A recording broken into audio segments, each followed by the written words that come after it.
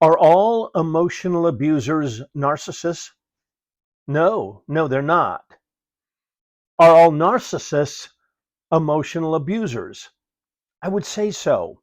All right, now, why do I make that distinction, and how can we become better at understanding where does NPD end and where does emotional abuse begin? What are the differences? What are the similarities? I'm Dr. David Hawkins, director of the Marriage Recovery Center and the Emotional Abuse Institute. You're going to want to listen to this and watch this video to understand the differences and the similarities between narcissism and emotional abuse. All right. For sure, there is some confusion and some gray areas, some overlap between the two, because narcissism can look a lot like abusiveness, and abusiveness can look a lot like narcissism, but there are differences. Let's highlight for a moment some of the similarities. Both have a sense of superiority. Both are going to take advantage of others, though narcissists leave a trail of victims in their wake, and emotional abusers, not so much, because emotional abuse, the abuse of power and control to diminish another, to control another for their own ends. That's the definition of emotional abuse. The abuse of power and control to diminish another person, to obtain what they want to obtain at their intimate partner's expense. All right, let's talk some more about similarities and differences. Narcissistic personality disorder is often marked by an unreasonably high sense of self-importance. Does an emotional abuser have that as well? Oftentimes. What I have discovered is that when I do personal intensives with men who have been emotionally abusive, I often find an attitude of superiority when I go digging around and rooting out their damaging and harmful behaviors. A second point that is typically associated with NPD, deserving special privileges. I think narcissists certainly expect special privileges. I don't find that so much with emotional abusers. Again, remember, emotional abuse is typically done in the privacy of their intimate relationships. Their bad behavior often does not come to light. Narcissists, boom, you see it. You see their bad behavior, and we're all walking away from a dinner party or an engagement going, oh my word, they sucked up all the oxygen in the room. Not so with emotional abusers.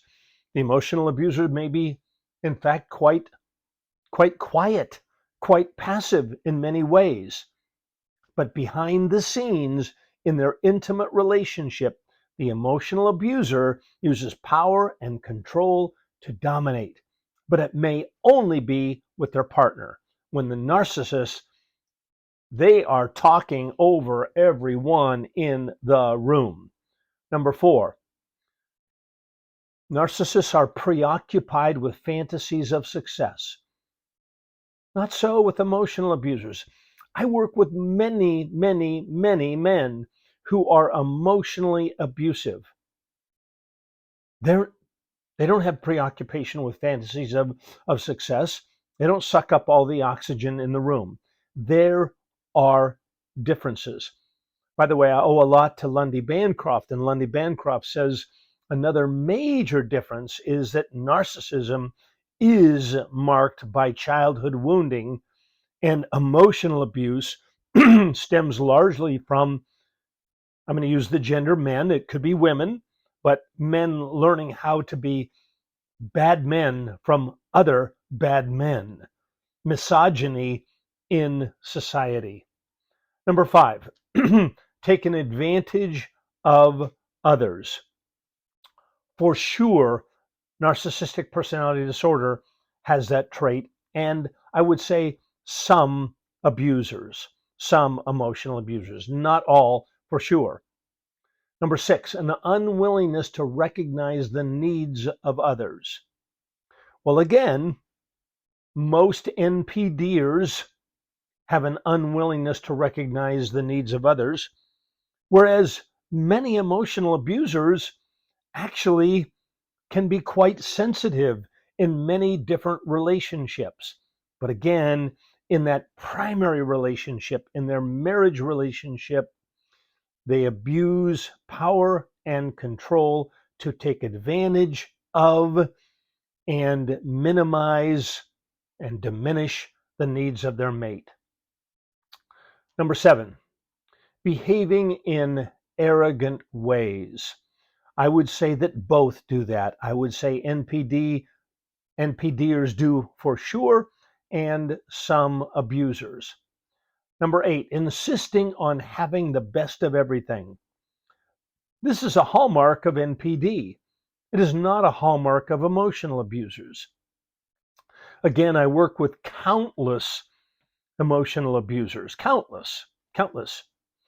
And many of them they actually have good working relationships at work, good relationships at church, good relationships in many places.